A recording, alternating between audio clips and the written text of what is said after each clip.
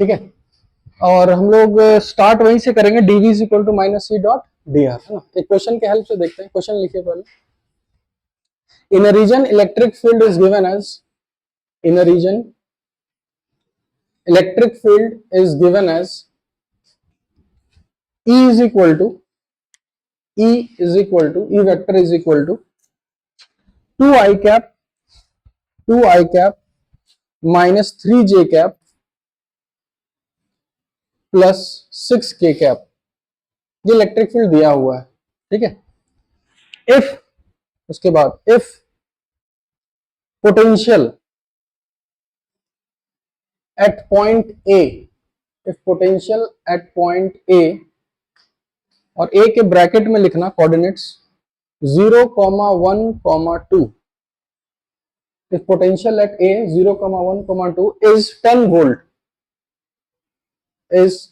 volt, find the potential at B, और B का coordinates लिख लो,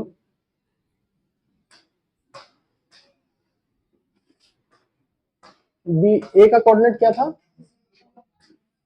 0,1,2, और B का कोऑर्डिनेट लिख लो -1,2,3। जो समझ में आए ट्राई करिए, बाकी हम है, टेंशन लेने वाला बात नहीं है, ठीक है।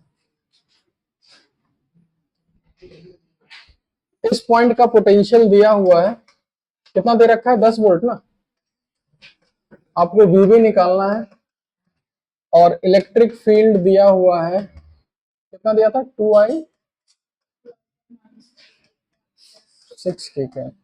चलिए ट्राई करिए इसको, ठीक है, बने तो भी ठीक, ना बने तो भी ठीक, ट्राई करो कम से कम, जो समझ में आए।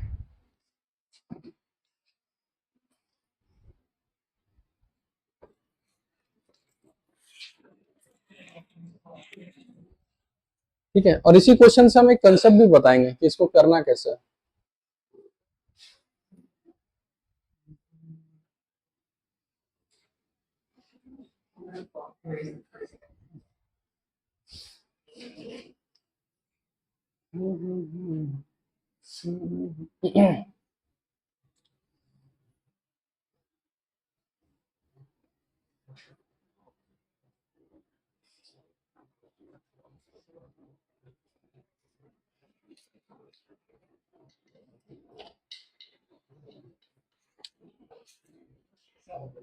आ जाए।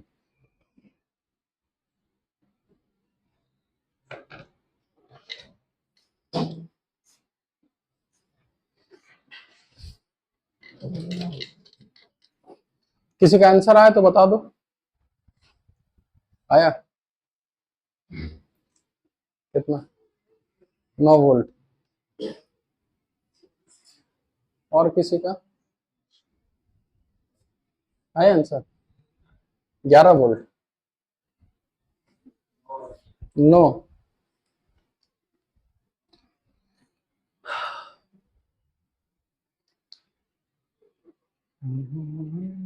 हम इसको बताने का 2 तरकीब बताएंगे, ठीक है, बताएं फिर हम। पहला तरकीब,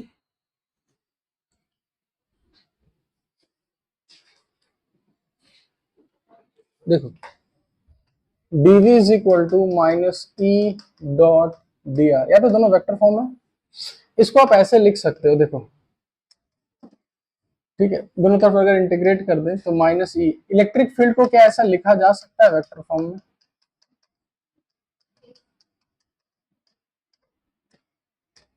इलेक्ट्रिक फील्ड जो है वो एक्स एक्सिस में, वाई एक्सिस में और जेड एक्सिस में, और ये जो डी आर है छोटा सा डिस्प्लेसमेंट वेक्टर, इसको लिख सकते हैं डी एक्स आई कैप डी वाई जे कैप प्लस डी जेड। इन दोनों का जब डॉट प्रोडक्ट होता है तो क्या लिख सकते हैं, याद है आई को आई के साथ, y को y के साथ, और z को, ठीक है, यानी कभी भी आपको अगर ऐसा हो तो डायरेक्ट हम ऐसा लिख सकते हैं, ठीक है। अब 2 पॉइंट्स दिया हुआ है, कौन कौन सा, ठीक है, तो अगर हम यहां पर ध्यान से देखो, हाँ अगर हम यहाँ पर ए से जा रहे हैं बी, ठीक है, तो हम ऐसे लिखते हैं, यहाँ लिखते हैं वी ए और यहाँ क्या लिखते हैं वी बी। तो यहाँ जो ए लिखे हैं तो यहाँ पर तीनों में सब ए का कोऑर्डिनेट्स होगा। ए का कोऑर्डिनेट्स क्या क्या है? 0 1 2। ऊपर बी है तो बी का कोऑर्डिनेट्स, इसको लिख सकते हैं V B minus V A is equal to minus X कितना दिया हुआ है 2, 2 dx 0 से -1, y कितना है 1 से लेकर 2, ez कितना है 2 से लेकर 3। अब खाली करना है क्या, इसको इंटीग्रेट करना है। हमको वी बी दिया हुआ है कि वी ए दिया हुआ है?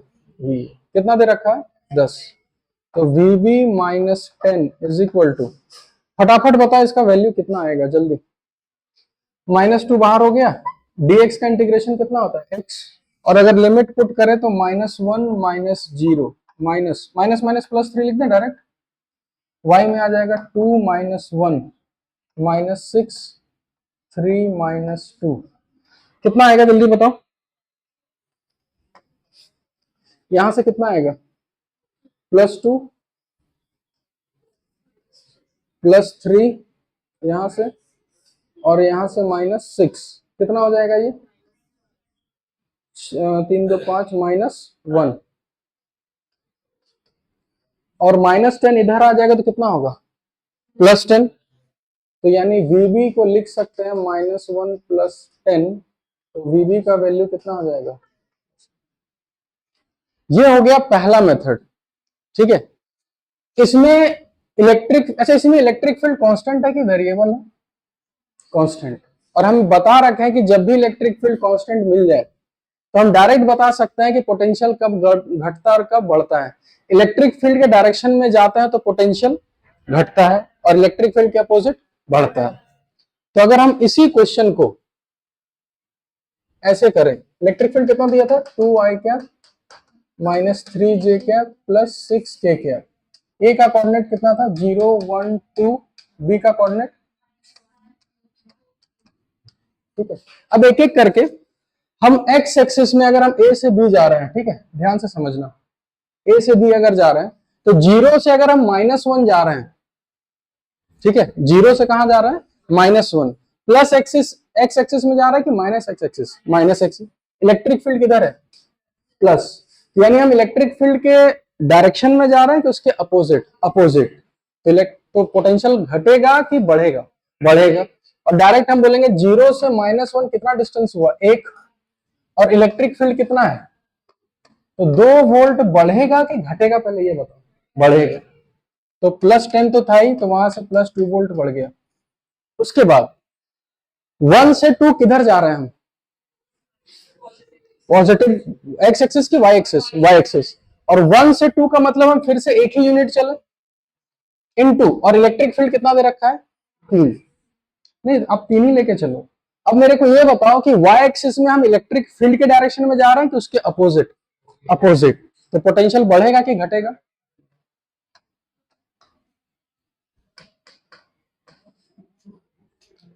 2 से 3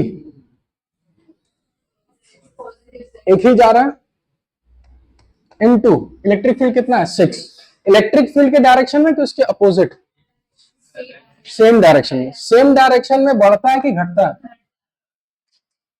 आंसर कितना आएगा देखो तो, वही आ रहा है। लेकिन ये प्रोसेस तभी काम करेगा जब इलेक्ट्रिक फील्ड क्या है कांस्टेंट। अगर इलेक्ट्रिक फील्ड वेरिएबल रहेगा तो इससे आंसर नहीं आएगा, फिर आपको किससे जाना होगा इंटीग्रेशन से, ठीक है। अब दोनों उतार लो, ये भी उतार लो वो भी उतार लो।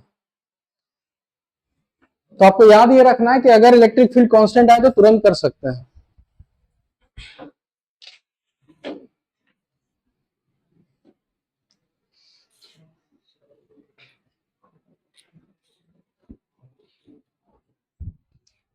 एच वर्मा है एक, उसमें छोटा सा क्वेश्चन है, तुरंत देते हैं, बना लो फटाफट।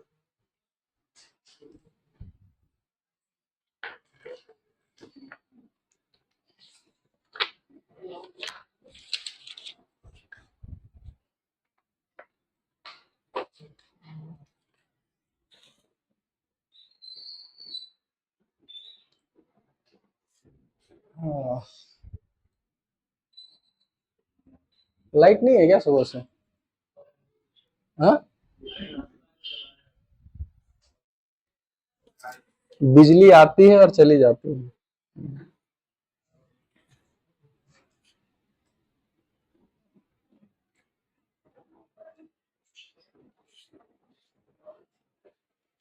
ठीक है, ये फॉर्मूला ऑलवेज एप्लीकेबल है, चाहे वो यूनिफॉर्म हो चाहे नॉन यूनिफॉर्म हो। ठीक है, और इसमें प्लस माइनस का बहुत वो रहता है, एक भी प्लस माइनस इधर उधर हुआ तो फिर गड़बड़।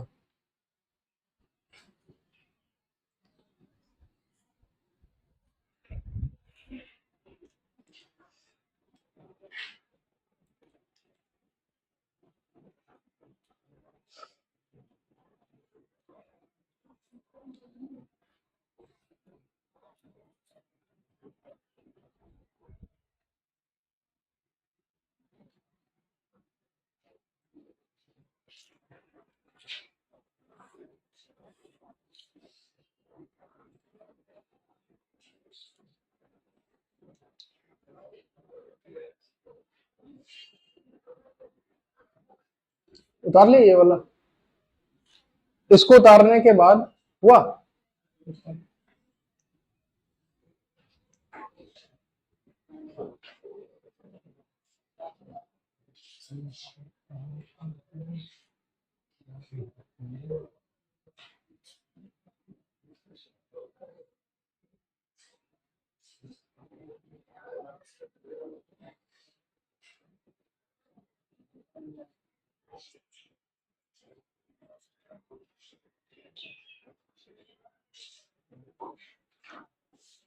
हो गया, इसको भी नोट डाउन कर लो साथ में। लेकिन ये वाला तभी अप्लाई करना जब इलेक्ट्रिक फील्ड कांस्टेंट, बार बार हम बोल रहे हैं। ठीक है, और जो ये नोट डाउन कर लिए हो ये वाला, उसके लिए एक छोटा सा क्वेश्चन है कि अगर इलेक्ट्रिक फील्ड दे रखा है 10x आई कैप, ठीक है, और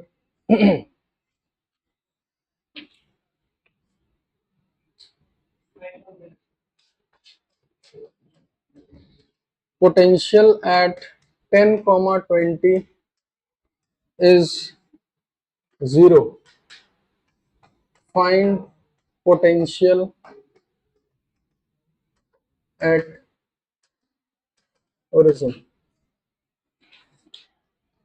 हम समराइज कर दिए तुरंत क्वेश्चन, ठीक है, इसको ट्राई करो तो जल्दी।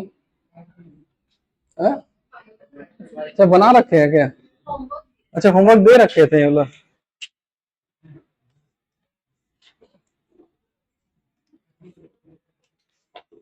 चलो, तो अगर होमवर्क दे रखे हैं तो तुरंत आ जाना चाहिए। dv is equal to minus, यहां सिर्फ ex dx लिखेंगे क्योंकि ना यहाँ y कंपोनेंट है ना z। ठीक है, अगर हम यहाँ va मानते हैं और ऊपर vb मानते हैं, इस पॉइंट को ले लेते हैं a और ओरिजिन को मान लेते हैं कितना, b। तो a का कोऑर्डिनेट कितना है 10 और b का कोऑर्डिनेट कितना है 0। तो यहां लिखेंगे vb minus va is equal to minus 10x into D X, limit जाएगा 10 से लेकर 0, माइनस 10 बाहर, into X square by 2, limit 10 से लेकर 0, कितना आएगा -5, 0 माइनस 10 का होल स्क्वायर कितना हो जाएगा 100, कितना हो गया 500। और यहाँ ए का पोटेंशियल दे रखा है कितना 0, तो वीबी का वैल्यू हो जाएगा 500। ठीक है, चलो, तो ये dv equal to minus E dot dr वाला लॉजिक समझ में आ गया है ना।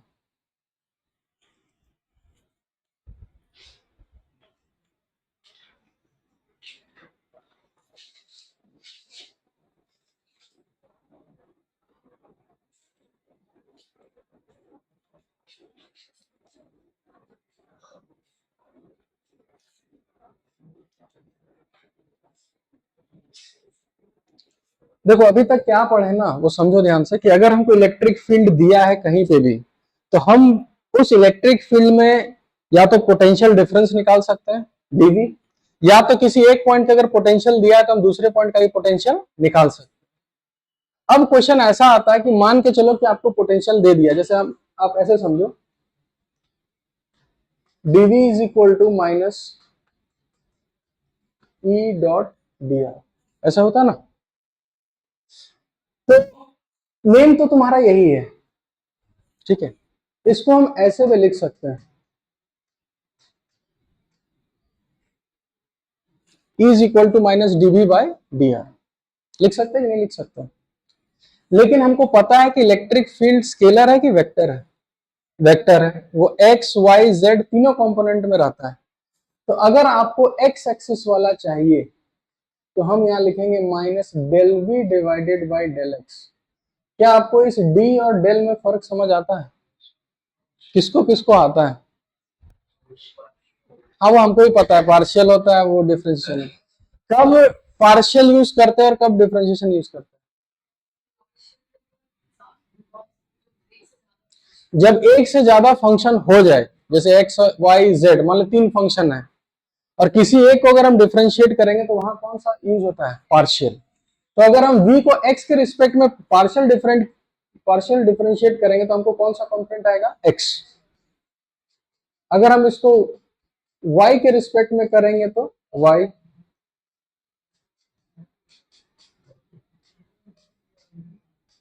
ठीक है, हम आपको एक तरकीब बता दिए कि अगर आपको कभी भी इलेक्ट्रिक फील्ड चाहिए, अगर पोटेंशियल दिया और इलेक्ट्रिक फील्ड चाहिए तो आपको ये तरकीब निकालना है। ठीक है, इसी इसको लिख लो और इसी पे बेस एक क्वेश्चन लिखो और देखो कि क्या आप कर सकते हैं कि नहीं कर सकते। और हम एज इट इज क्वेश्चन नहीं देंगे, और डिफरेंशिएट करना तो हमको लगता है सबको आता होगा, है ना। तो v इज इक्वल टू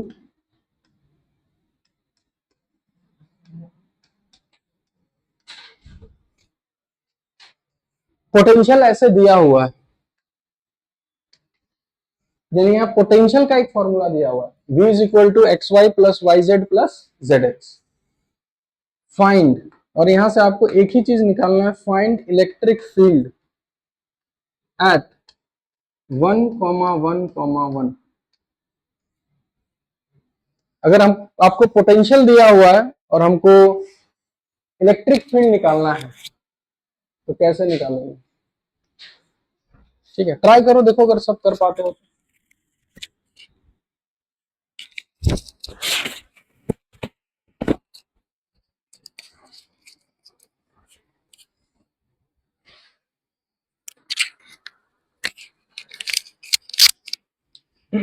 चलो बनाओ।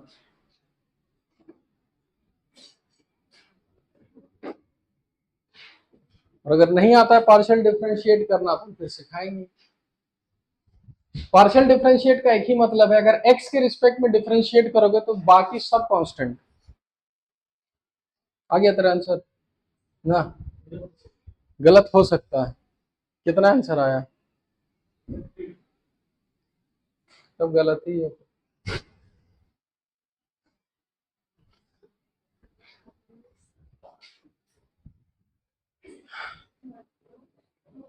आपका जो भी आंसर आया हमको लिखवा दो, उसका आया 3।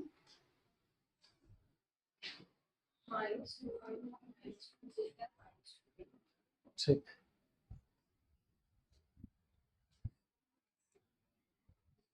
यानी आपका आंसर होगा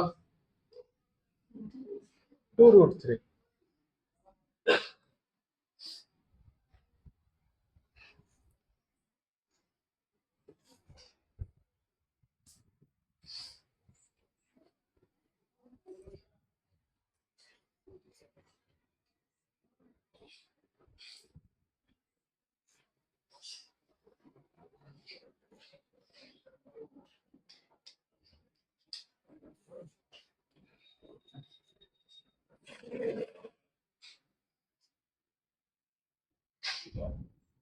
ठीक ठीक।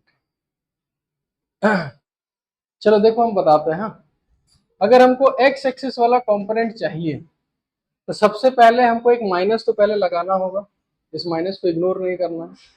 और इस v को डिफरेंशिएट करना किसके रिस्पेक्ट में, x। तो अगर हम पहले इसको डिफरेंशिएट किए x के रिस्पेक्ट में तो y क्या है, कांस्टेंट, और x का डिफरेंशिएशन कितना हो गया, 1।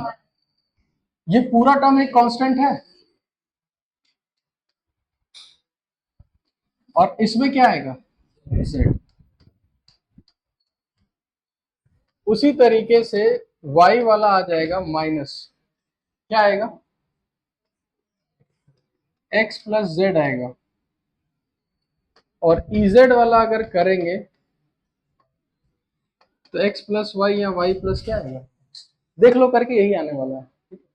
तो अगर हम इलेक्ट्रिक फील्ड लिखें तो हमको पता है सब माइनस सबसे कॉमन ले लिए, इसमें क्या है y प्लस जेड, ये आई कैप में रहेगा, x प्लस जेड ये j कैप में रहेगा, और x प्लस वाई ये k कैप में रहेगा। एक्चुअल में इलेक्ट्रिक फील्ड आ गया। अब हमसे कुछ भी पूछे, हमसे क्या पूछा गया है, इलेक्ट्रिक फील्ड एट कहा, तो यानी कि आप 1,1,1 डाल दो सब जगह। तो बताइए इलेक्ट्रिक फील्ड अगर 1,1 डाल दें तो क्या आएगा, -2i -2j -2k, ये पूरा वेक्टर फॉर्म में आ गया।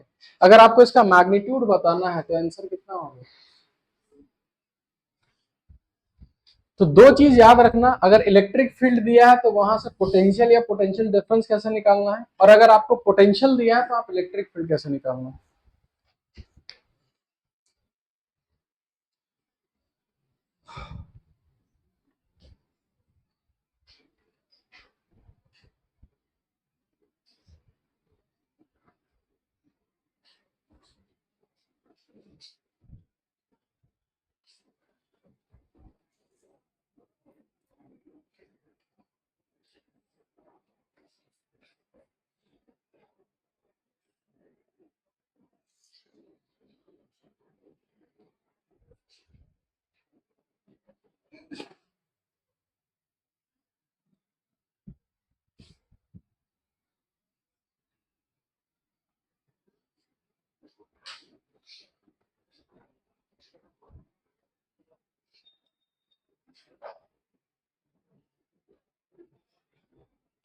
हो गया,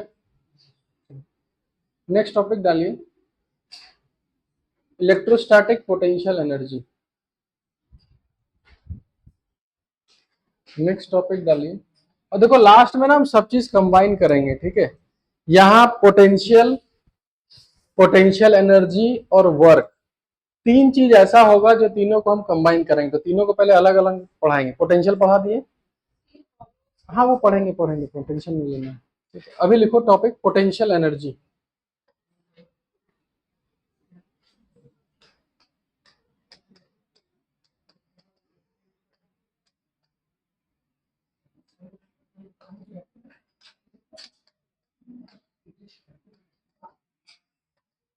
ये पोटेंशियल एनर्जी और कहीं पढ़े हो, ग्रेविटेशनल पोटेंशियल एनर्जी होता है, इलास्टिक पोटेंशियल एनर्जी होता है।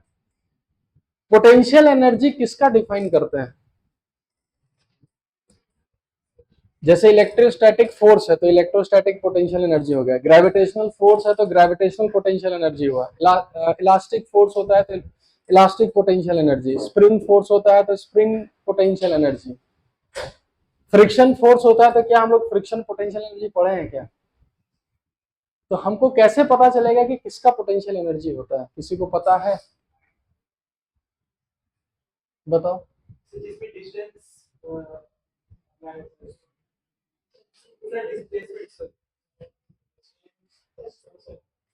जो फोर्स कंजर्वेटिव होता है उसी का पोटेंशियल एनर्जी डिफाइन होता है, ठीक है। तो जो जो फोर्स कंजर्वेटिव होगा नेचर में उसी का क्या होता है, पोटेंशियल एनर्जी। इलेक्ट्रोस्टैटिक फोर्स कैसा फोर्स है, कंजर्वेटिव, लिख लो नोट में अगर नहीं पता हो तो। Electrostatic force is conservative force, electrostatic force is conservative force. अब हम ये नहीं बताएंगे कि कंजर्वेटिव फोर्स होने के लिए क्या होना पड़ता है, वो क्लास 11th का चीज है, ठीक है। तो जो कंजर्वेटिव होता है उसी का पोटेंशियल एनर्जी पड़ता है। तो इलेक्ट्रोस्टैटिक फोर्स एक कंजर्वेटिव फोर्स है। अब इसको सिंपल समझने का एक तरीका भी है कि अगर दो पॉजिटिव चार्ज रखें या एक पॉजिटिव नेगेटिव चार्ज रखें और अचानक हम इसको छोड़ दें तो वो दोनों रेस्ट पे रहेगा कि दोनों भागेगा? भागेगा। भागेगा तो कौन सा एनर्जी आया उसके पास? Kinetic energy. तो उसके पास अगर काइनेटिक एनर्जी आया, और हम एनर्जी का लॉ जानते हैं कि ना हम एनर्जी को बना सकते हैं ना बिगाड़ सकते हैं, बस एक फॉर्म से दूसरे फॉर्म में कन्वर्ट कर सकते हैं। तो अगर हमसे पूछा जाए कि उसके पास काइनेटिक एनर्जी आया कैसे, तो हम यहाँ एक लॉ बताएंगे कि उसके पास पहले कौन सा एनर्जी था? पोटेंशियल। वही कन्वर्ट किसमें हुआ? काइनेटिक। अब किसी भी दो चार्ज के बीच, ठीक है, एकदम अभी शॉर्टकट याद रखो, बाद में डिराइव करा देंगे इसको। अभी आपको सिंपल याद ये रखना है कि अगर कोई भी दो चार्ज Q1 और Q2 दोनों के बीच डिस्टेंस कितना है? R। तो इस सिस्टम के पास, चार्ज के पास नहीं, किसके पास? सिस्टम के पास एक पोटेंशियल एनर्जी होगा जिसका फॉर्मूला होता है KQ1Q2 divided by R। Energy scalar है कि वेक्टर है? स्केलर है। तो याद रखना कि अगर ये पॉजिटिव होगा तो पॉजिटिव रखेंगे, नेगेटिव होगा तो नेगेटिव रखेंगे। यानी ये पोटेंशियल एनर्जी पॉजिटिव भी हो सकता है और ये पोटेंशियल एनर्जी नेगेटिव भी हो सकता है। ठीक है। अब खाली एक चीज बता दो कि अगर पोटेंशियल एनर्जी नेगेटिव होता है, इससे हम उस सिस्टम के बारे में क्या बोल सकते हैं? ग्रेविटेशन में याद करो, पढ़े होगे कि कोई भी, जैसे अर्थ किसके चारों ओर घूमता है? सन के चारों ओर। क्या अर्थ और सन के बीच कोई ग्रेविटेशनल पोटेंशियल एनर्जी है?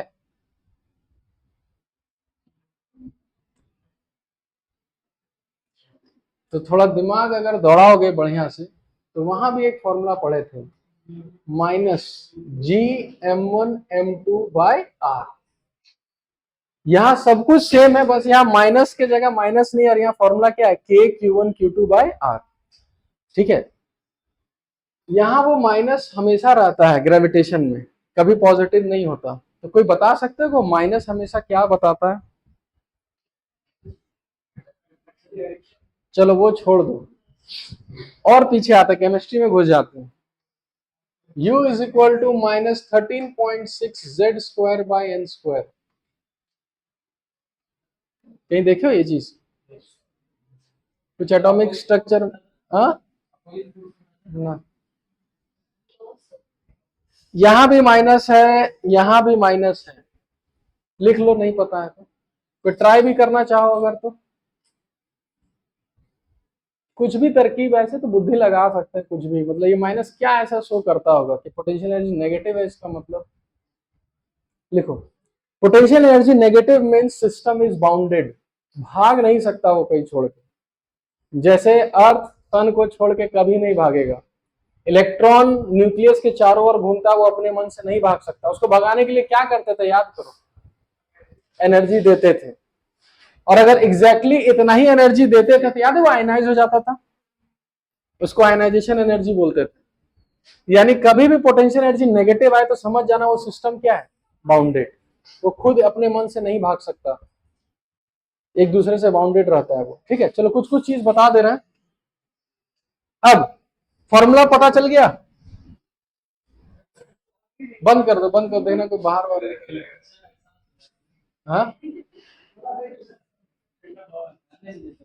चलो ठीक है, हमको क्या है, चलो। तो इधर देखो, फॉर्मूला हो गया KQ1Q2/r। कुछ कुछ पॉइंट्स लिख लो जो आपको याद रखना है, लिखो यहाँ पर। हाँ ठीक है, जो जो पॉइंट्स हम लिख रहे हैं उसको नोट में लिखते रहो। ये सब छोटा छोटा चीज है पर बहुत काम का चीज है। नेगेटिव का मतलब ये सिस्टम बाउंडेड है। ठीक है,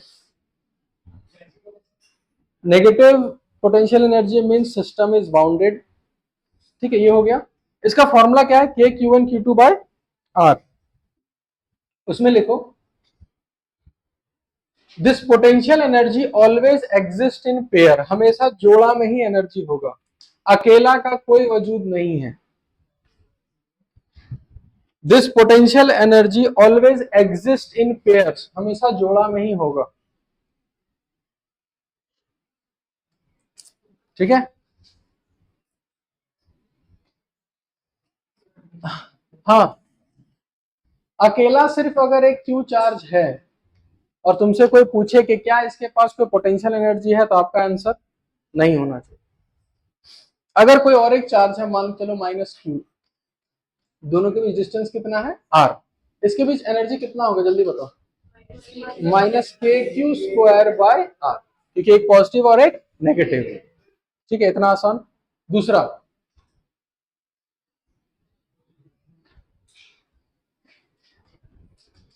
अगर तीनों पॉजिटिव क्यू क्यू है और सारा डिस्टेंस आर है, पहले मेरे को ये बताओ क्या इस सिस्टम के पास पोटेंशियल एनर्जी होगा कि नहीं होगा।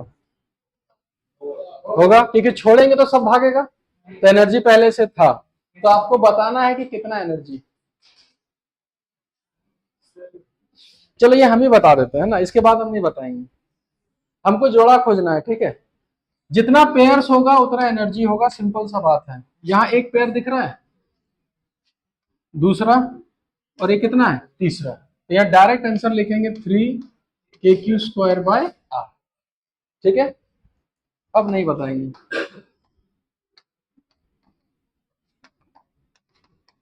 Plus Q plus Q plus Q plus Q,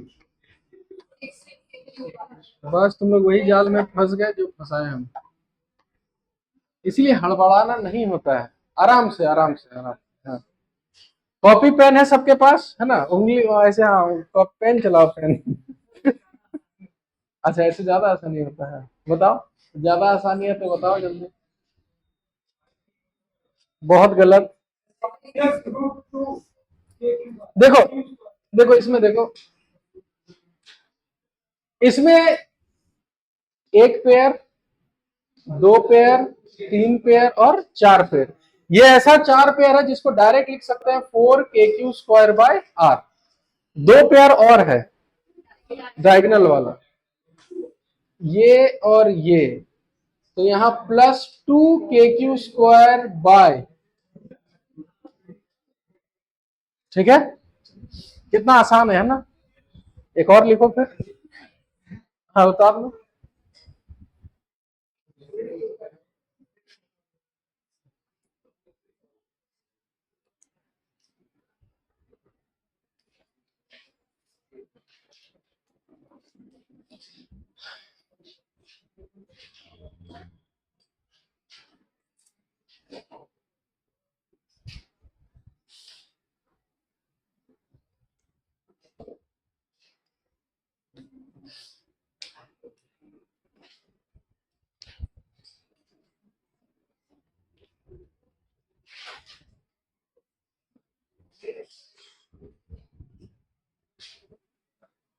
हो गया,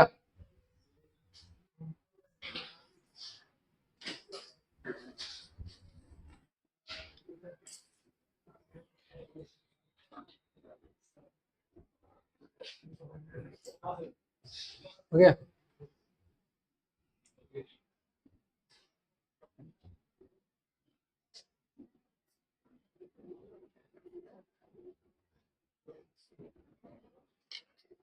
ठीक है, हो गया ना, चलो।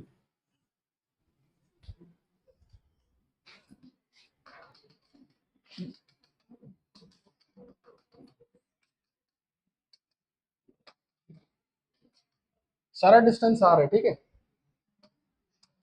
ये बोर्ड लेवल टाइप क्वेश्चन है, बना के खुश मत होना, पर ये भी बनना चाहिए यार, ये भी नहीं बने तो फिर समझ जाओ क्या हाल है।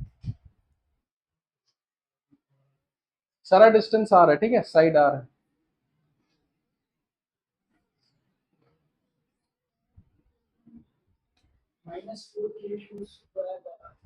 -4 KQ स्क्वायर बाय आर, बस, और होगा कुछ, डायगोनल वाला भी होगा ना।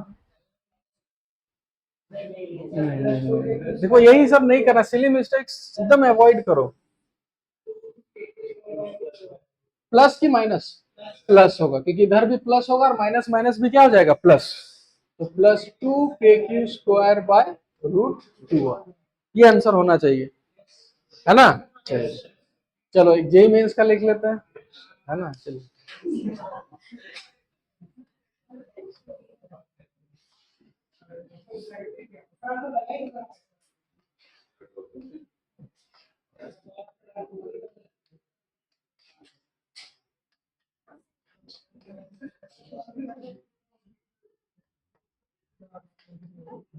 ठीक है, सब आ रहा है, ठीक है।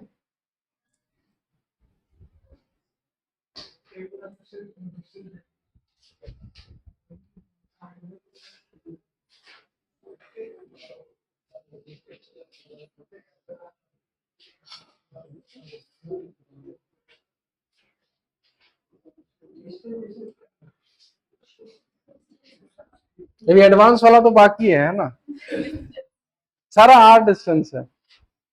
देखो हम तुमको तरकीब बता दिए कि लिखना कैसे है, ठीक है, अब तुम लोग समझोगे कैसे लिखना है।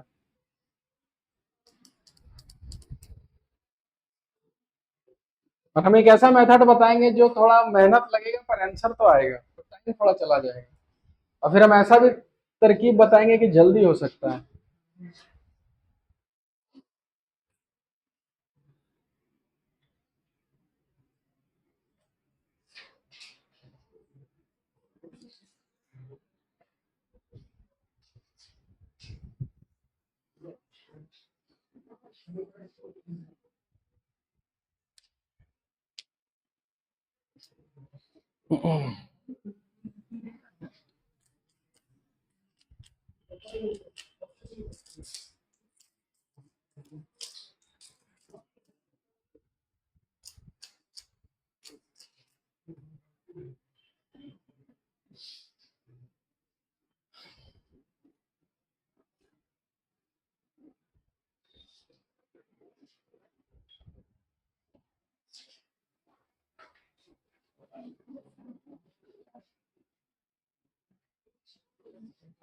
किसी का आंसर मेंस में 3.5 मिनट मिलता है।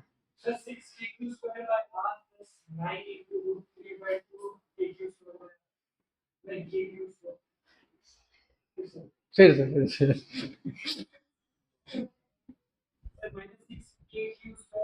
हाँ, एक एक तो ये सही हो गया। आगे ना, वो तुम्हारा कॉल है।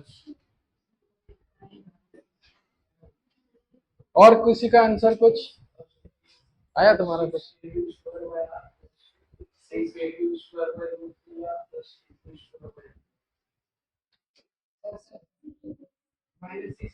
ये तो सही हो गया, -6 तो सबका आ रखा होगा, प्लस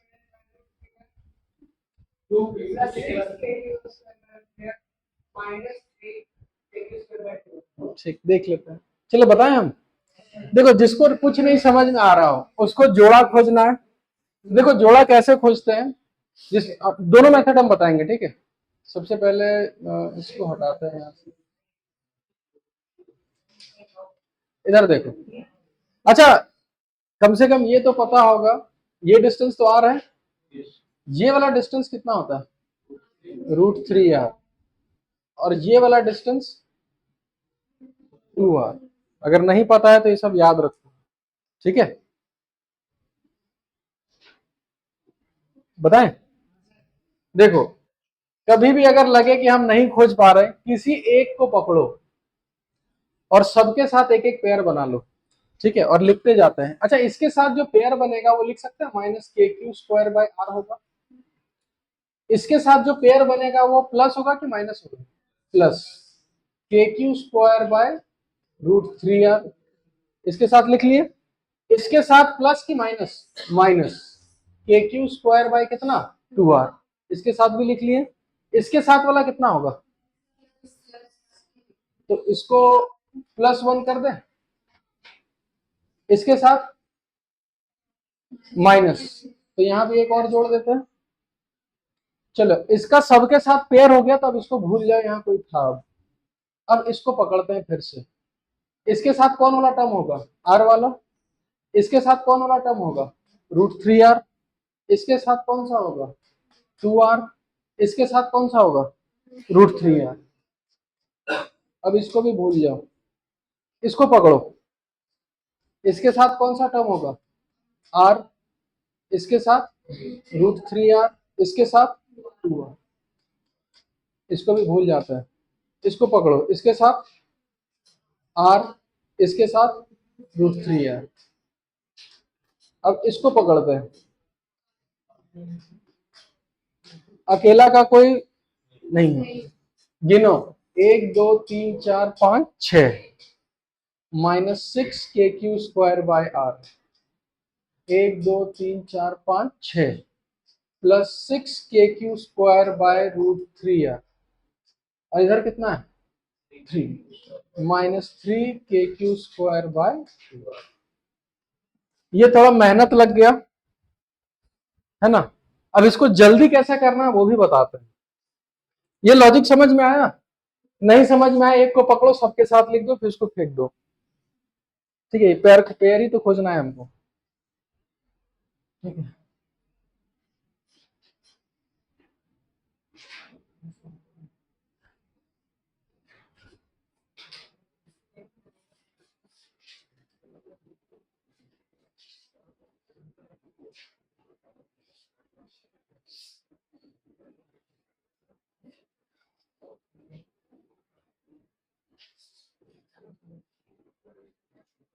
हो गया। जल्दी बताएं करने का उपाय।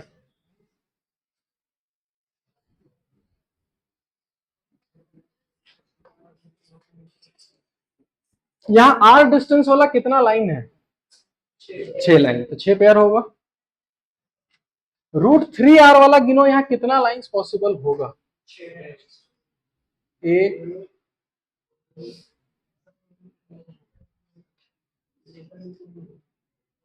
6, उसके बाद जैसे जाएंगे वो रिपीट होना स्टार्ट होगा। तो यहाँ √3r वाला कितना लाइंस है 6, 2r वाला कितना लाइन होगा 3 होगा सिर्फ, देख लो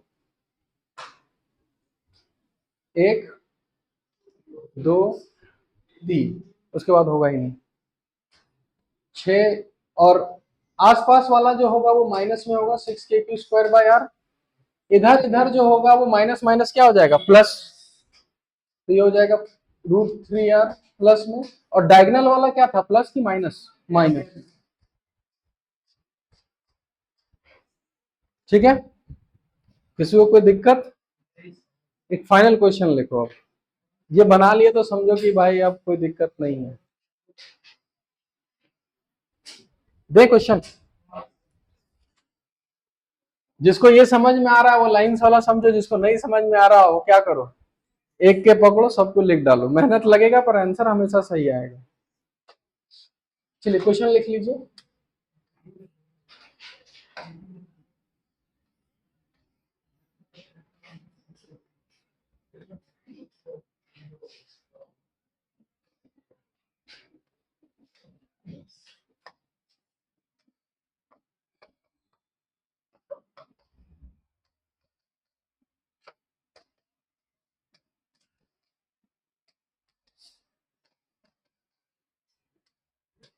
टोटल कितना चार्ज है,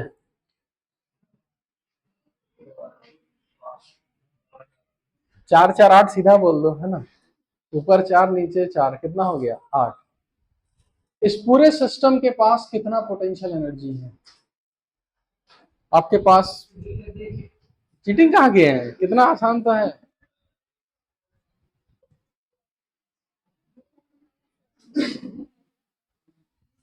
अब खोजो कि यहाँ कौन कौन सा पेयर्स पॉसिबल होगा, यूनिक यूनिक पेयर्स, उस हिसाब से लिख डालो।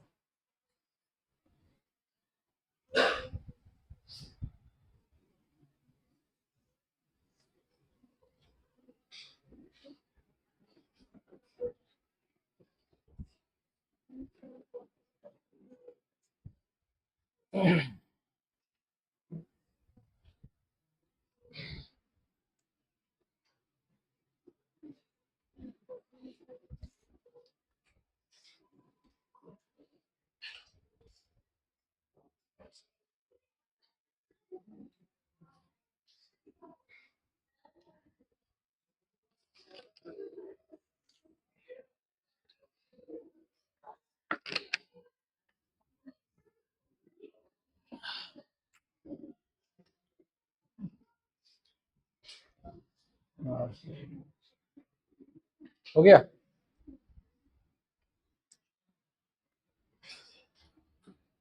आया? 12 4 2 ना, गलत हो गया। तो दिखा पैक। हाँ? खुद सोचो सोचो कितना 8 होगा ना, कितना होगा? कहाँ लिखा? ये वाला। हाँ तो √2, √2 तो 2√3 होगा ना। देख, इसको क्यूब मान, तो तुमको जो पूरा बॉडी डायगोनल समझना है तो वो हो गया r, ये √2r। तो पाइथागोरस से ये कितना आएगा?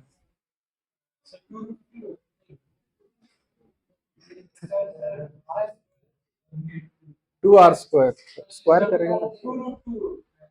गधा है, √3r होगा ना।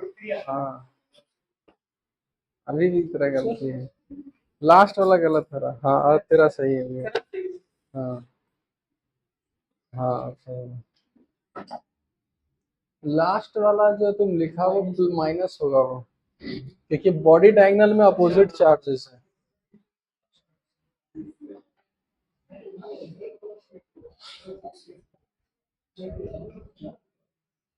आधे लोग को तो डिस्टेंस ही नहीं पता है क्या है।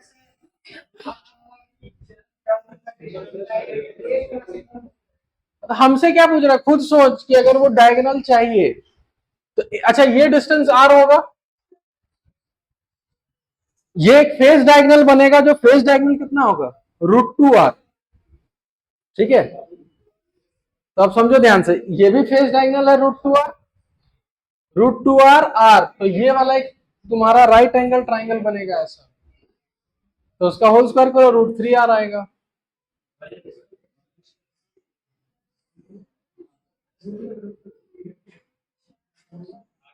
आ गया ना? देखो हम कितनी आसानी से बता रहे हैं, ध्यान से समझना।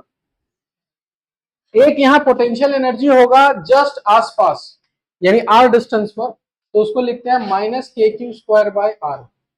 अच्छा, ऐसा यहाँ कितना पेयर्स पॉसिबल है? तो तुम सिंपल समझो कि अगर इस क्यूब को समझ रहे हैं तो यहाँ कितना लाइंस है ऐसा ऐसा? 12 लाइंस है, ध्यान से देखो। 4 ऊपर, 4 नीचे, 4 4 कितना हो गया? 8 9 10 11 12। तो यहाँ सीधा लिखेंगे ×12। उसके बाद एक टर्म बनेगा -kq²/√2r वाला, जो इसका फेस डायगोनल होगा, ये वाला माइनस होगा कि प्लस होगा? प्लस होगा। अब ये कितना पॉसिबल है, तो तुम खुद समझो कि एक फेस में ऐसा कितना डायगोनल है? 2। एक फेस में 2 है, टोटल कितना फेस है? 6। 1 2 3 4 5 6, और हर फेस में कितना डायगोनल? 2।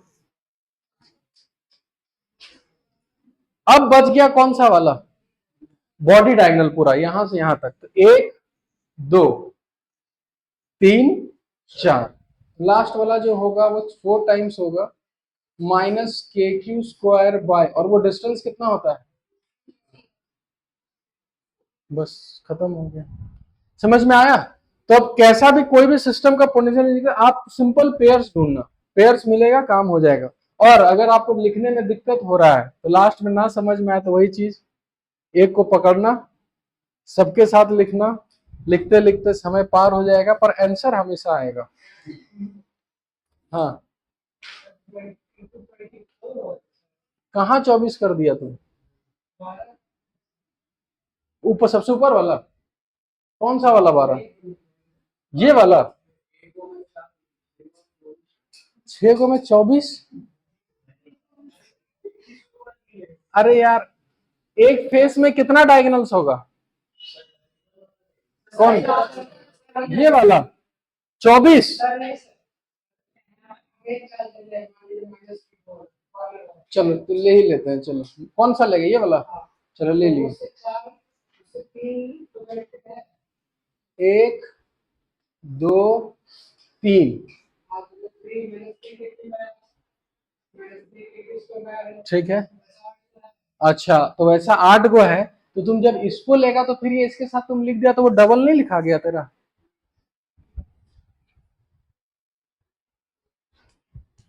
डबल नहीं लिखना है ना, एक ही तो लिखना है।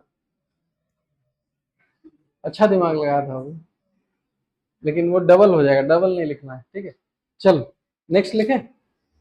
तो पोटेंशियल एनर्जी लिखना आ गया कम से कम, कि कोई भी रहेगा तो हम पोटेंशियल एनर्जी लिख सकते हैं।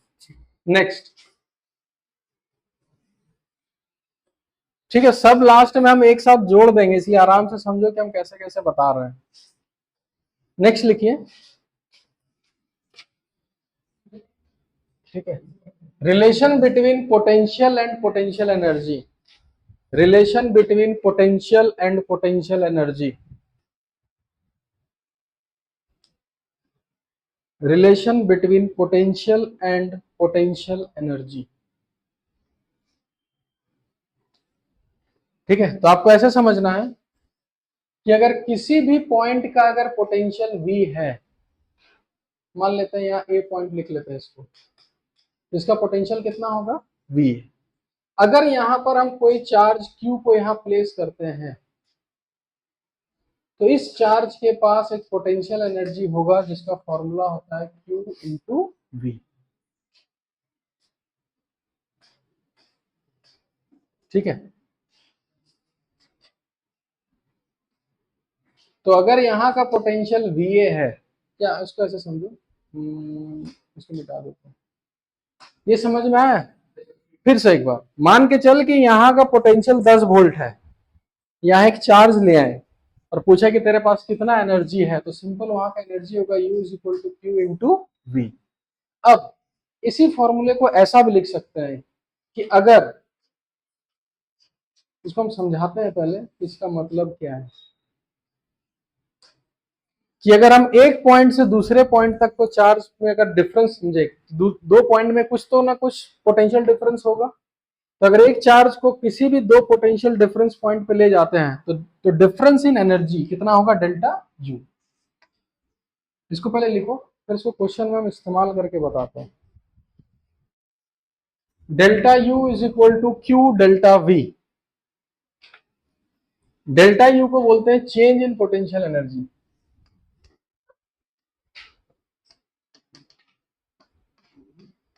पोटेंशियल एनर्जी,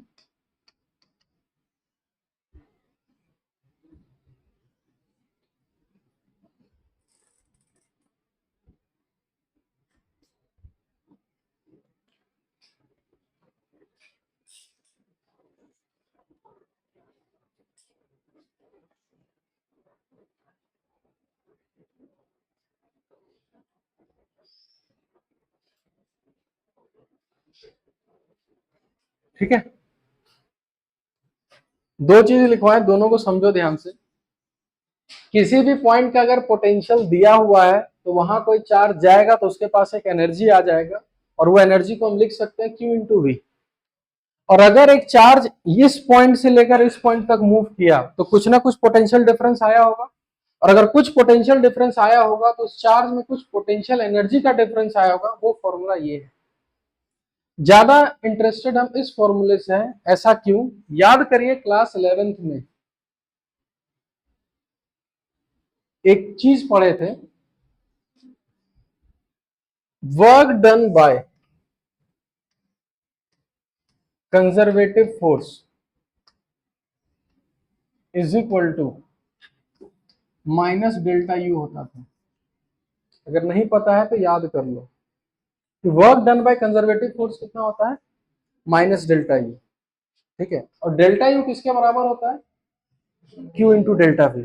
यानी कभी तुमसे बोल देगा कि इस चार्ज को हम यहां से लेके यहां तक ले आए, बताओ कितना वर्क डन हुआ, तो ये सारा तुमको पूरा सिस्टम याद होना चाहिए कैसे हुआ। अच्छा, ये कंजर्वेटिव में यहाँ कौन सा फोर्स, इस चैप्टर में कंजर्वेटिव कौन सा फोर्स है, इलेक्ट्रोस्टैटिक फोर्स। यानी अगर क्वेश्चन में आया find the work done by electrostatic force, कि अगर इस चार्ज को यहां से लेके यहां लेके गए तो कितना work done by electrostatic force हुआ, तो डायरेक्ट लिखना है work done by electrostatic force is equal to minus, और डेल्टा यू किसके बराबर है,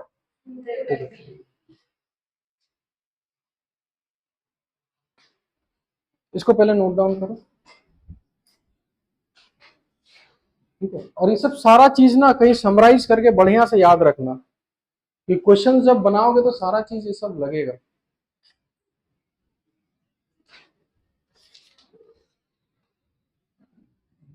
मस्त ठंडा हवा आ रहा है ना।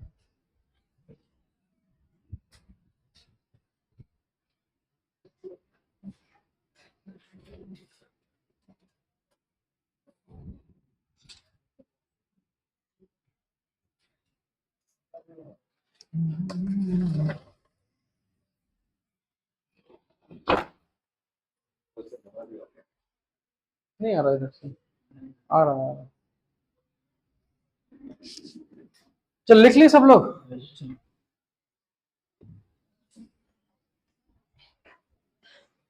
एक चीज और लिख लो, work done by external force. याद है work done by external agent भी होता है।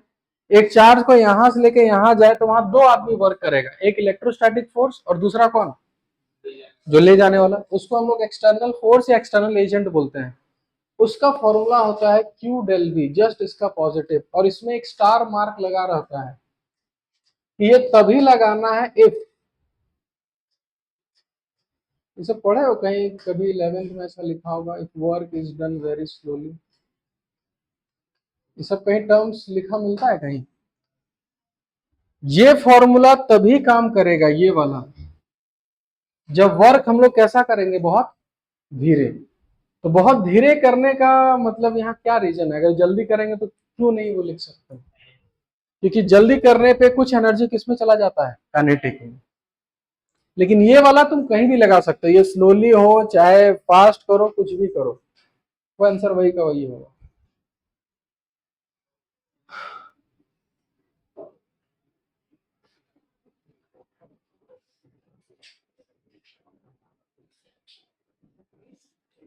लिख लिए सब लोग।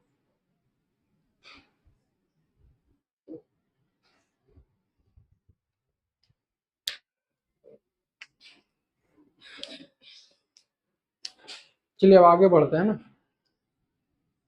तो आपका यहाँ दो फॉर्मूला जो की पॉइंट्स है, वो एक ये वाला है, एक ये वाला है, और ये याद होगा तो ये वाला ऑटोमेटिक याद हो जाएगा। ठीक है, नेक्स्ट लिखिए।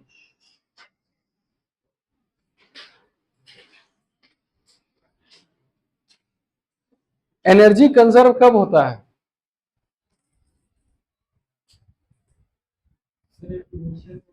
हमेशा होता है, एनर्जी हमेशा कंजर्व होता है।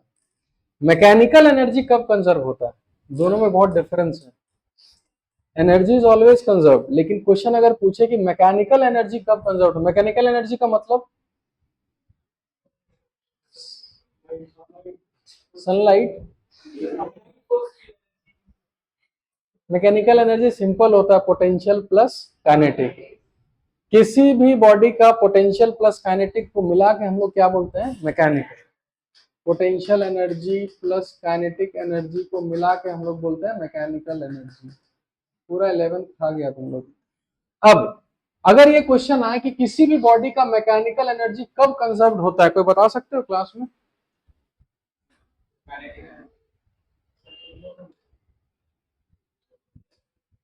और कोई, तो कैसे पता चलेगा कि एनर्जी क्वेश्चन में एनर्जी कंजर्वेशन कब लगाते नहीं लगाते, कि मन किया तो चलो लगा देते हैं, आंसर आए तो ठीक, नहीं तो नहीं। वाह वाह, कब होता है कंजर्व, जल्दी बताओ।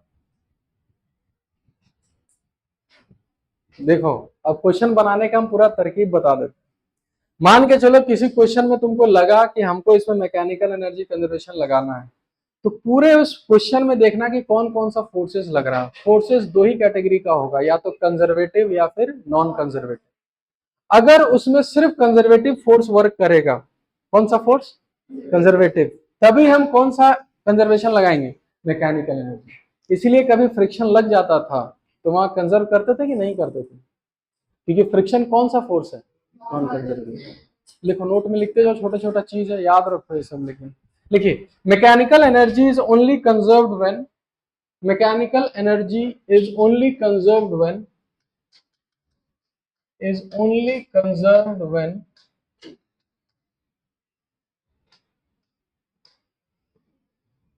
कौन सा फोर्स था? Conservative. When conservative force work, when only conservative force work.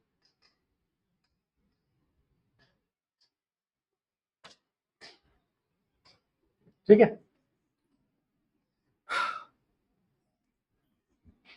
इस चैप्टर में एक ही फोर्स है, कौन सा? Electrostatic force. तो अगर उसमें इलेक्ट्रोस्टैटिक फोर्स लगेगा तो हमेशा क्या होगा? Mechanical energy conserve. और मैकेनिकल एनर्जी कंजर्व का मतलब इनिशियल काइनेटिक प्लस पोटेंशियल और फाइनल काइनेटिक प्लस पोटेंशियल हमेशा क्या रहेगा? सेम। यही होता है ना।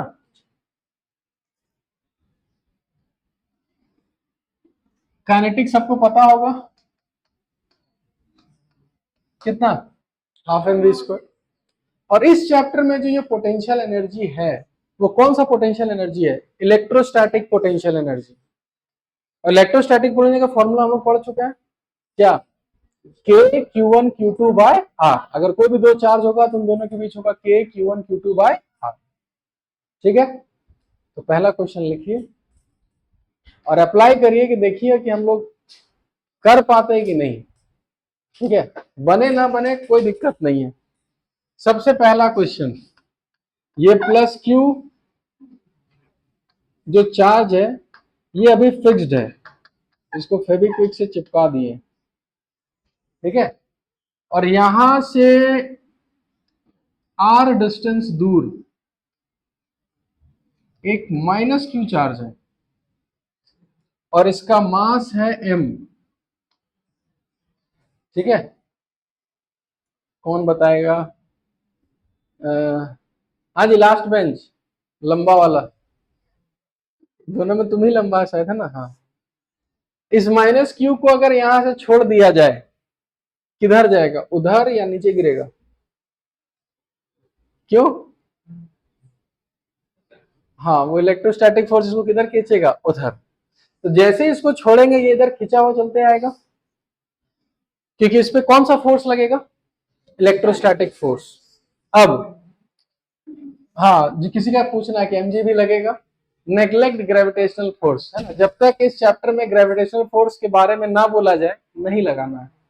ठीक है, चलिए तो एक लाइन ऐसा ड्रॉ कर लेते हैं। तो आपको ये बताना है, क्वेश्चन लिख लीजिए, find the velocity of the charge,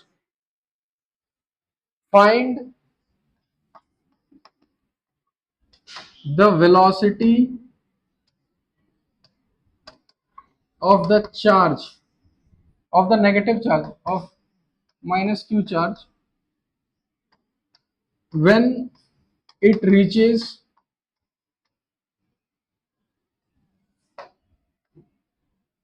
half of the distance, आधा पहुंच जाए यानी r से r/2 पहुंच जाए, तो क्या उसके पास कोई स्पीड रहेगा कि नहीं रहेगा? बस तो वही स्पीड बता देना है तुरंत।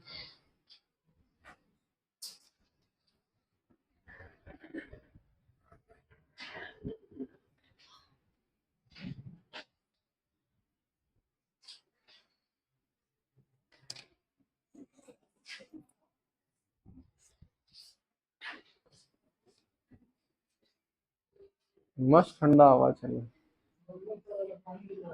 हाँ।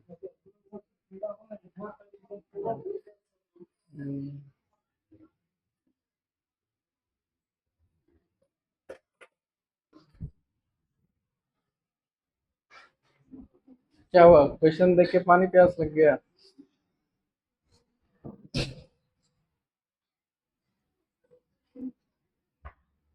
हो गया?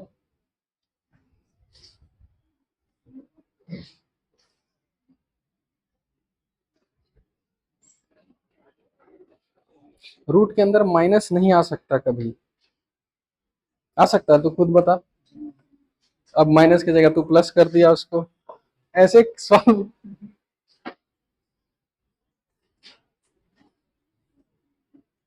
माइनस को तो इग्नोर कर दिया आंसर लाने के लिए, यानी कहीं ना कहीं कुछ गड़बड़ है। इसलिए बोलते हैं कि सटीक पढ़ो, एकदम लॉजिक पता करके एकदम।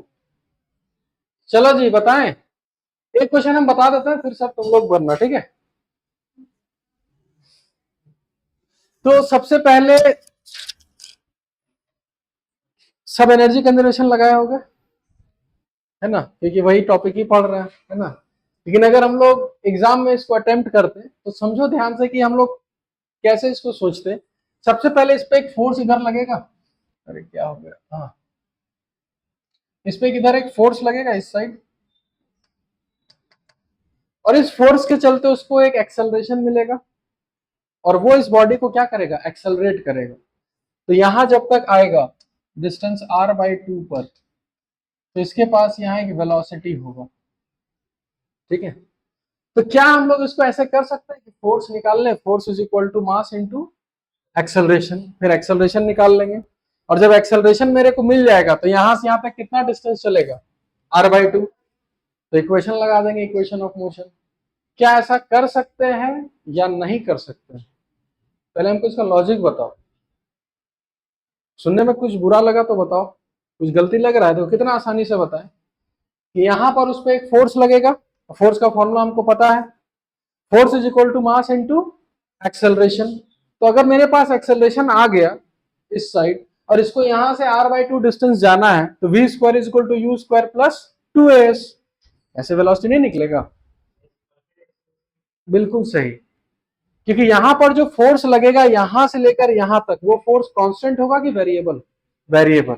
याद है ना, फोर्स का फॉर्मूला क्या होता है, के क्यू स्क्वायर बाय आर। जैसे जैसे पास आएगा आर वेरी करेगा, आर वेरी करेगा तो फोर्स वेरी करेगा, फोर्स वेरी करेगा तो एक्सेलरेशन भी वेरी करेगा, और एक्सेलरेशन जब वेरी करता है तो इक्वेशन ऑफ मोशन यूज नहीं कर सकते।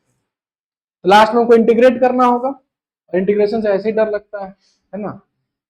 अब आते हैं दूसरा मेथड पे, कि अब हम समझते हैं कि इस पूरे सिस्टम पे कौन सा फोर्स लग रहा है, इलेक्ट्रोस्टैटिक फोर्स। और इलेक्ट्रोस्टैटिक फोर्स किस कैटेगरी में आ गया, कंजर्वेटिव। और अगर कंजर्वेटिव आ गया तो हमको एक लाइसेंस मिल गया कि हम मैकेनिकल एनर्जी क्या कर सकते हैं, कंजर्व। और कंजर्व का मतलब क्या होगा, जो एनर्जी यहां होगा वो एनर्जी यहां भी होगा, यहां भी होगा, यहां भी होगा, यहां भी होगा। इसका मतलब यहां का एनर्जी और यहां का एनर्जी को हम इक्वेट कर सकते हैं। तो मेरे को ये बताओ, इनिशियली मेरे पास क्या एनर्जी था, क्या काइनेटिक था? तो हम लिखेंगे इनिशियली काइनेटिक एनर्जी मेरे पास 0 था। पोटेंशियल एनर्जी है, पेयर तो है ही, तो कितना लिखेंगे, माइनस के क्यू स्क्वायर बाय आर। मेरे पास पहले यही दोनों एनर्जी था, इक्वल टू फाइनल जब ये यहां पहुंच जाएगा तो इसके किसके पास काइनेटिक होगा, दोनों के पास कि इसके पास, सिर्फ इसके पास, कितना होगा, हाफ एम वी स्क्वायर। और जब ये यहां पहुंचेगा तो क्या अभी भी कुछ पोटेंशियल होगा कि खत्म हो जाएगा, होगा, कितना, प्लस की माइनस, माइनस कितना, k q square bye r/2। बस इसको सॉल्व कर लो, आंसर आ जाएगा। सॉल्व कर दें, half m v square is equal to k q square by r, ठीक है, और ऊपर से आ जाएगा 2 - 1।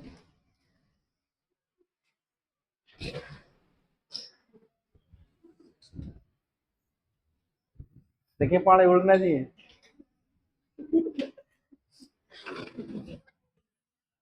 चलो देखो, तो यही होगा ना शायद, देखो तो 2 ऊपर चला जाएगा, इधर आ जाएगा तो वो प्लस हो जाएगा। तो यहां से v is equal to root under 2 kq² by mr। ये आ रहा है देखो सबका, अच्छे से करोगे कोई गलती नहीं होगा, ना प्लस का ना माइनस का। चलो हम ये चीज सिखा दिए। दूसरा क्वेश्चन अब लिखो, दूसरा क्वेश्चन तो देंगे थोड़ा सा हम टफ, थोड़ा सा, ज्यादा नहीं ना।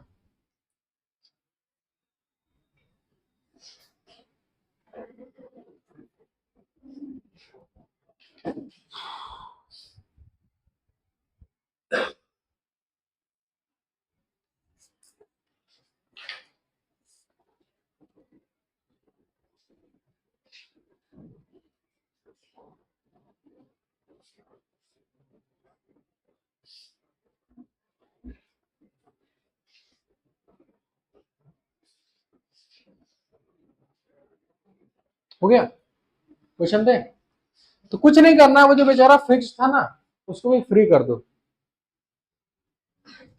यानी कि 1 + Q और दूसरा -Q। ठीक है, और एक काम करते हैं, एक का मास लेते हैं 2m और एक का मास लेते हैं m, और दोनों को छोड़ दिया जाए डिस्टेंस r से, क्या होगा,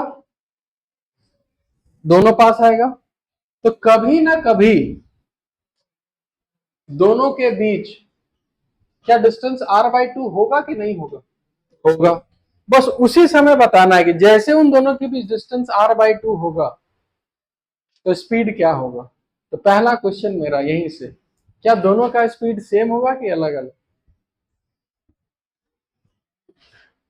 पहले तो यही पता कर लेते हैं। हाँ, अलग अलग होगा ना पक्का, किसी को लग रहा है बराबर, चलो अलग अलग लग रहा है तो दोनों का स्पीड बताओ, अगर सेम होगा तो आ जाएगा, क्या दिक्कत है, मानने को अलग अलग मान लेता है, फिर शायद टकराएगा भी, उस आगे करेंगे उसका, है ना। पहले हमको ये बताओ कि जब वो r/2 पर पहुंचेगा तो इसका स्पीड हम लोग मान लेते हैं v1 और इसका स्पीड हम लोग मान लेते हैं कितना, v2। और थोड़ा सा हिंट हम ये दे सकते हैं बस कि यहाँ कितना अननोन है, दो, v1 और v2। तो आपको कुछ भी करके दो इक्वेशन लिखना है, जिसमें से एक इक्वेशन तो लिखना आ गया, कौन सा, एनर्जी कंजर्वेशन। अब दिमाग लगाओ कि वो दूसरा इक्वेशन कहां से लाए, चिल्लाना नहीं है, अपना निकाल।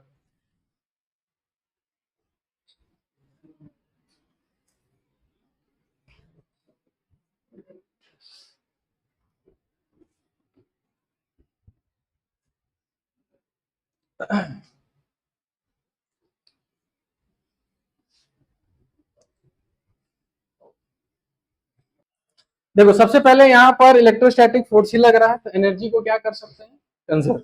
चलिए इनिशियली एनर्जी लिखते हैं, तो इनिशियली दोनों का काइनेटिक 0, सिर्फ पोटेंशियल एनर्जी होगा और वो होगा -kq² इनिशियली यही एनर्जी होगा, kinetic 0 + 0 equal to finally half, इसका मास है 2m × v1² प्लस उसका मास है हाफ m × v2²। और जब ये दोनों r/2 डिस्टेंस पर आएगा तो फिर से एक पोटेंशियल एनर्जी होगा -kq² डिवाइडेड बाय r/2। एक इक्वेशन ये लिखे हो सब, पहले ये बताओ, पक्का ना, कोई गड़बड़। अब दूसरा इक्वेशन कैसे आएगा, तो याद करो कि अगर इन दोनों को हम सिस्टम में ले लें तो इस सिस्टम पे कोई बाहरी फोर्स, एक्सटर्नल फोर्स कोई है, तो जो भी फोर्स लग रहा है वो कौन सा, एक्सटर्नल की इंटरनल, इंटरनल। और जब फोर्स इंटरनल होता है तो क्या करते हैं, मोमेंटम कंजर्व होता है। ठीक है, तो अगर हम मोमेंटम का इक्वेशन लिखें, ये हो गया एनर्जी कंजर्वेशन।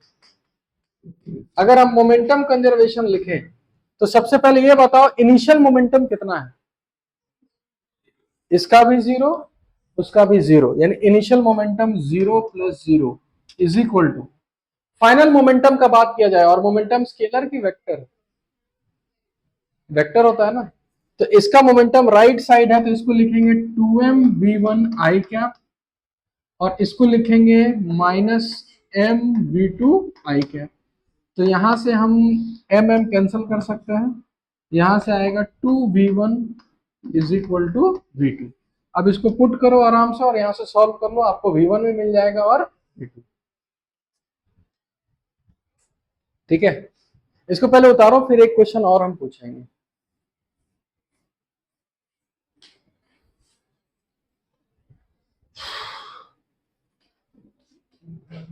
समझ में आया ना ये वाला चीज। तो देखो ये पूरा जो मैकेनिक्स है ना वो यही सब पे डिपेंडेंट रहता है, एनर्जी कंजर्वेशन, मोमेंटम कंजर्वेशन, यही सब।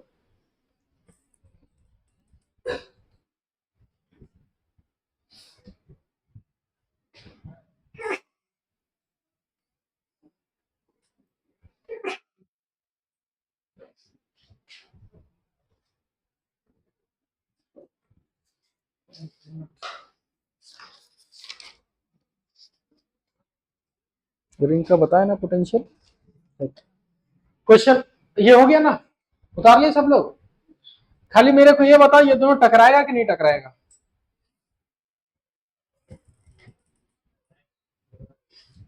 टकराएगा। बस कहां टकराएगा ये बता दे बस। कितने लोग का कहना है कि एकदम बीचों बीच टकराएगा? हाथ खड़ा करो।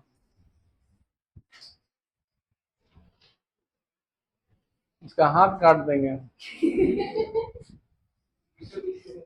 है ना, बीचों बीच तो नहीं टकराएगा, ये तो पक्का है। तो बताओ कहां टकराएगा ये? इधर से 1/3। हाँ मतलब वो थोड़ा भारी है तो धीरे धीरे चलेगा, तो हाँ ठीक, कॉमन सेंस इतना लगा सकते हैं। पर वहां ऑप्शन रहेगा कि एग्जैक्ट कहाँ, तब कैसे निकालेंगे? बताओ कहाँ टकराएगा जल्दी, छोटा सा चीज है कोई। और कोई? कहां से 2r/3? इधर से 2r/3।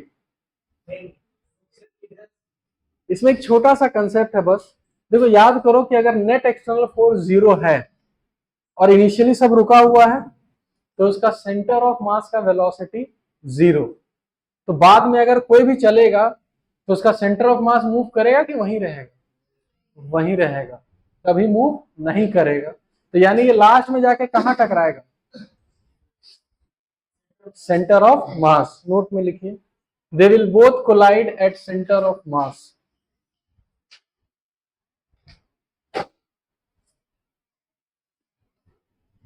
अब रहा बात सेंटर ऑफ मास खोजना, तो सेंटर ऑफ मास का फॉर्मूला याद है ना कम से कम, कि अगर हम इसको यहां ओरिजिन मान ले 0,0, तो याद है m1r1 plus m2r2 divided by total mass.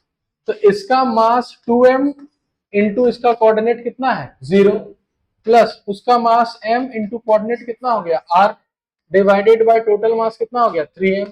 तो आंसर होगा कितना r/3। यहां से r/3 को कोलाइड कर दें।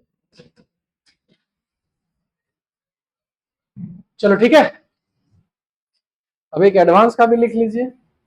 तो आपको पता, टफ नहीं होता है जी, खाली एडवांस नाम टफ होता है बस, क्वेश्चन टफ नहीं होता। अच्छा टफ बताएंगे ना, चलिए ठीक। चलो बोर्ड का क्वेश्चन लिखो, है ना, लिखो। ये उतार लिया ना सब लोग? एक रिंग है, ठीक है, प्लस क्यू और रेडियस r। अभी इसको फिक्स रखते हैं, बाद में इसको भी छोड़ देंगे, है ना। ये फिक्स्ड है और यहां से √3r डिस्टेंस पर एक -q चार्ज है, ठीक है।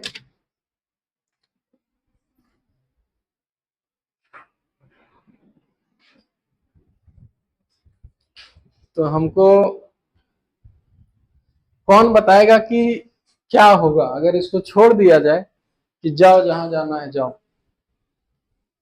इसका मास m ले लेते हैं और बोल दिया जाए कि तुमको जहां मन है उधर जाओ, तो ये किधर जाएगा? सेंटर की तरफ पक्का। क्योंकि याद करो ये प्लस क्यू जो होगा यहां पर, सब याद है उसको कौन की तरह खींचेगा, सबका रिजल्टेंट किधर आता है? बीचों बीच। तो ये इधर खींचा चला आएगा, तो फोर्स उसको सेंटर की ओर लगेगा, धीरे धीरे ये वेलोसिटी आएगा। अच्छा ये यहाँ रुक जाएगा सेंटर पे आके कि पार हो जाएगा?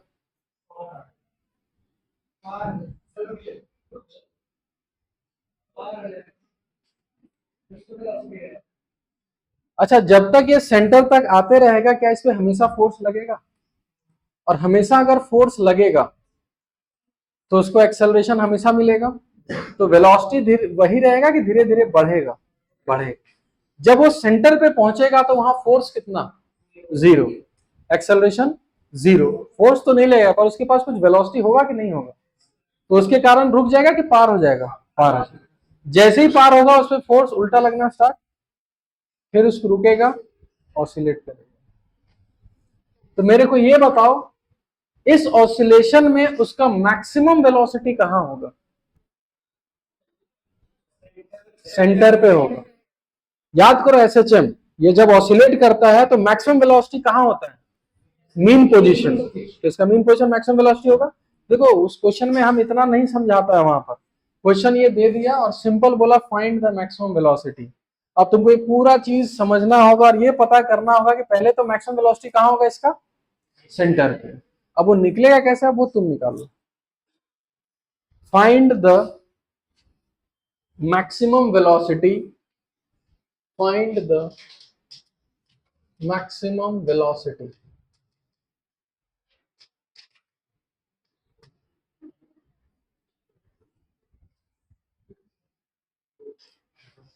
ठीक है, एक लाइन का आंसर है बस, बस बुद्धि थोड़ा लगाना है और कुछ नहीं। हाँ,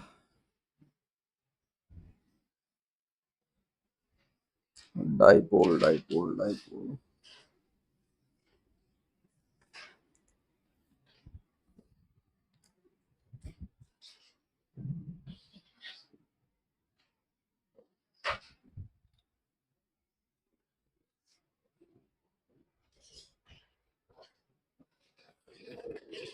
ठीक है, आराम से बनाओ, 5 मिनट समय है।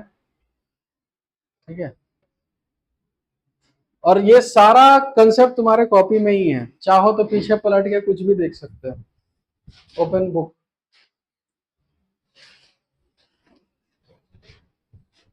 इसका सारा कंसेप्ट तुम्हारे कॉपी में ही है।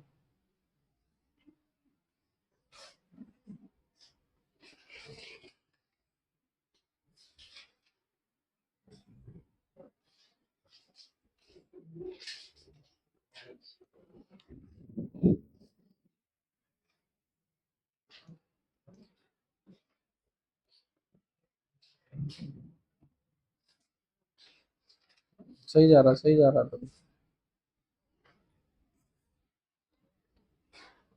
हेलो। हाँ इस पे तो बताएं। देखो इधर देखो,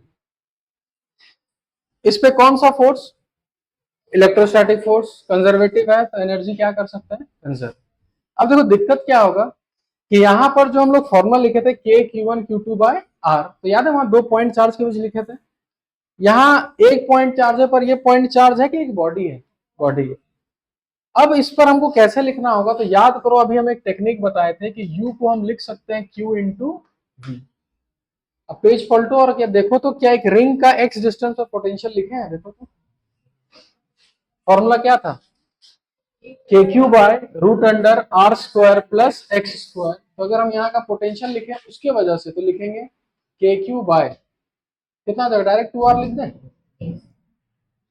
अब यहाँ का अगर पोटेंशियल हमको पता है, तो अगर हमको यहाँ का पोटेंशियल एनर्जी लिखना है तो याद है इस पोटेंशियल को इस माइनस क्यू से क्या करेंगे? मल्टीप्लाई।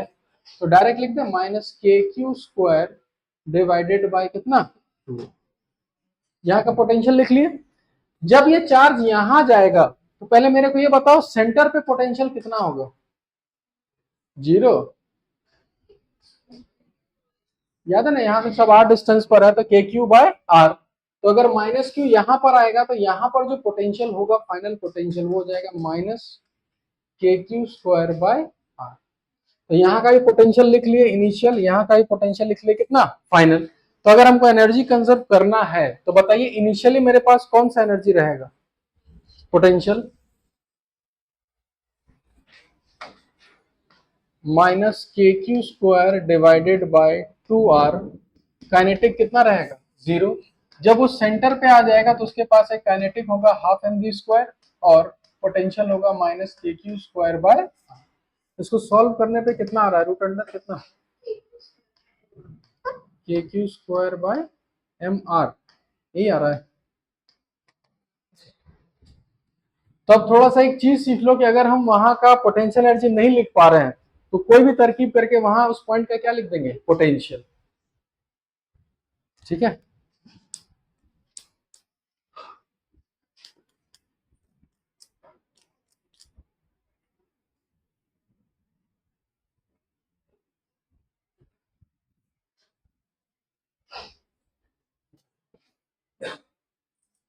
क्वेश्चन दें। एक नीट का क्वेश्चन देते हैं ना,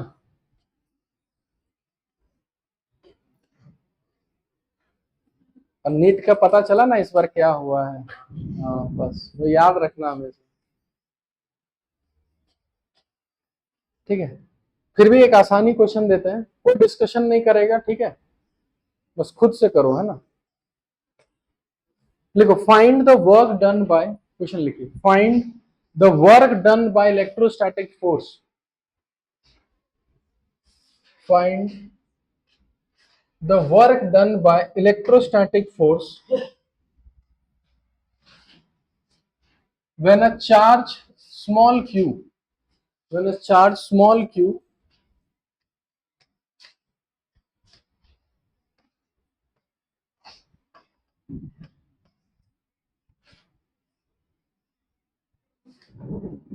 when a when a charge small q is moved along elliptical path,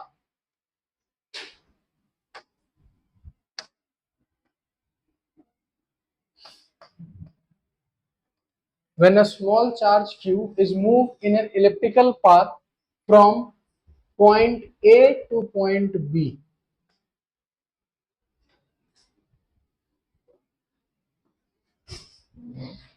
question एक बार फिर से दोहरा देते हैं, find the work done by electrostatic force when small charge q is moved along elliptical path from A to B as shown in figure.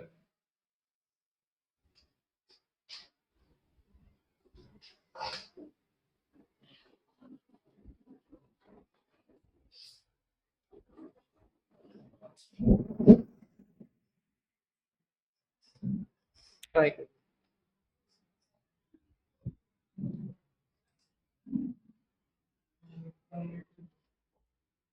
हाँ आ गया।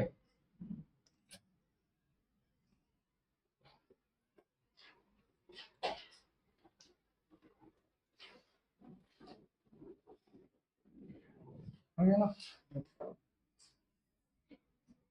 बस चीजों को कनेक्ट करो फटाफट, जितना जल्दी कनेक्ट कर सको, कनेक्ट करोगे आंसर आ जाएगा तुरंत।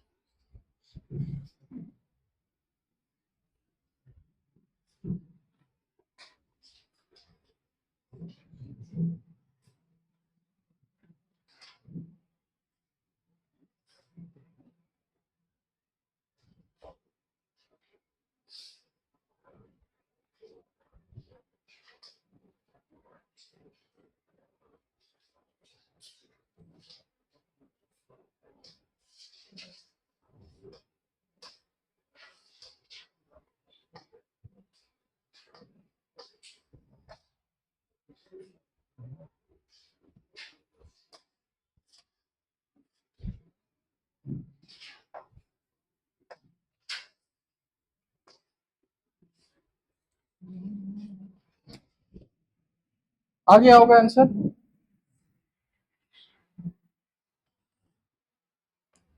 याद करिए वर्क डन का एक फॉर्मूला लिखा है अभी, वर्क डन बाय कौन सा फोर्स है, इलेक्ट्रोस्टैटिक फोर्स, याद है, minus q into delta v, delta v का मतलब final minus initial is equal to minus q, क्या यही फाइनल है। अच्छा इस पॉइंट पर किसका पोटेंशियल होगा, अगर इसको यहां से यहां मूव करा रहे हैं तो इस पॉइंट पर किसका पोटेंशियल होगा, इस क्यू का कि इस क्यू का, इतना तो आना चाहिए कम से कम, स्मॉल क्यू का नहीं होगा, इसका होगा। हम जो चल रहे हैं किसके इलेक्ट्रिक फील्ड में चल रहे हैं, प्लस क्यू का, तो हर जगह किसका पोटेंशियल होगा, प्लस क्यू का। तो यहां पर हम लिखेंगे v final minus v initial minus q, यहां पर ये डिस्टेंस कितना होगा 2a, तो किसी भी r डिस्टेंस पर क्या था के क्यू बाय आर, तो यहां लिखेंगे के क्यू बाय कितना डिस्टेंस 2a माइनस इनिशियल यहां कितना डिस्टेंस है, तो आंसर हो जाएगा माइनस के Q Q divided by 2a होगा ना, कितना होगा? प्लस हो जाएगा ना? समझ में आया? बहुत छोटा सा क्वेश्चन था, एकदम बच्चों वाला। अच्छा, यहाँ एलिप्टिकल पाथ का कोई यूज आया क्या? तो क्यों? हाँ, पाथ पे डिपेंड नहीं करता वो, इलेक्ट्रिकल ऐसे कंफ्यूज करने के लिए दिया कि, और ये पता होना चाहिए कि कंजर्वेटिव फोर्स पाथ पे डिपेंड नहीं करता। अगर हम इसको यहां से ऐसे भी घुमा के लाते हैं तो भी आंसर क्या होता? सेम है।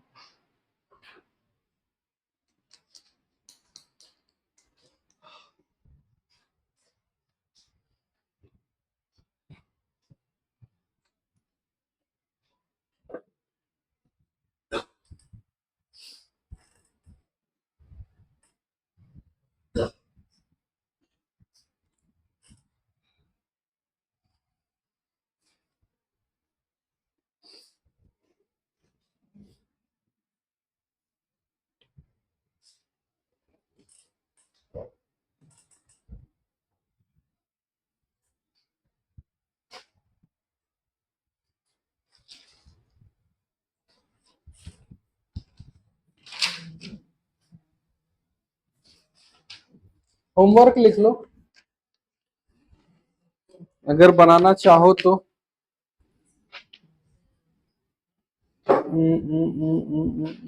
क्वेश्चन नंबर 69 तक बना सकते हो एच.सी. वर्मा का। ठीक है, अगर चाहो तो बनाओ। और कितना क्वेश्चन बच गया? बना सकते हैं 69 तक। टोटल 75 है ना? 6 क्वेश्चन और बच गया। अब इसी 6 क्वेश्चन को पढ़ने के लिए कम से कम 3-4 क्लास लग जाए। इसलिए एच.सी. वर्मा इसलिए बोला जाता है कि वो एक सिर्फ बेसिक बुक। ये बना लिए तो खुश मत होना, बस ये समझना कि हाँ चलो कंसेप्ट बेसिक आता है।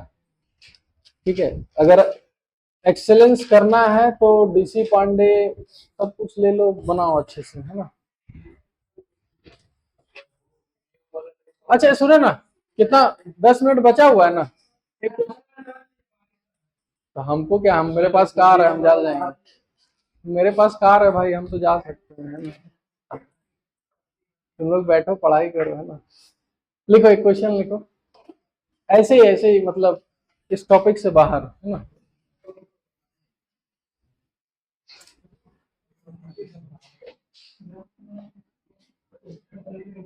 अ,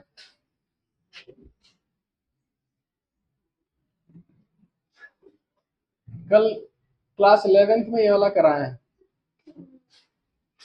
ठीक है, थोड़ा इज्जत का भी बात है, हाँ?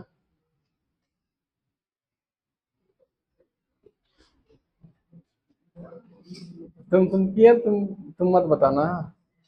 इधर देखो, एक बॉल ए, दूसरा बॉल बी, एक ही समय में दोनों बॉल को फेंके, लेकिन दोनों को उल्टा डायरेक्शन में। एक को ऊपर 20 मीटर पर सेकंड से और एक को नीचे 20 मीटर पर सेकंड से, एक ही समय, एक ऊपर और एक नीचे। ठीक है, आपको बताना है, पहले ये बता दो कौन सा बॉल पहले हिट करेगा? बी, उसके बाद ए। तो कितने का डिफरेंस रहेगा हिट करने में? जो लोग जो लोग मतलब नहीं किए वो ट्राई करो।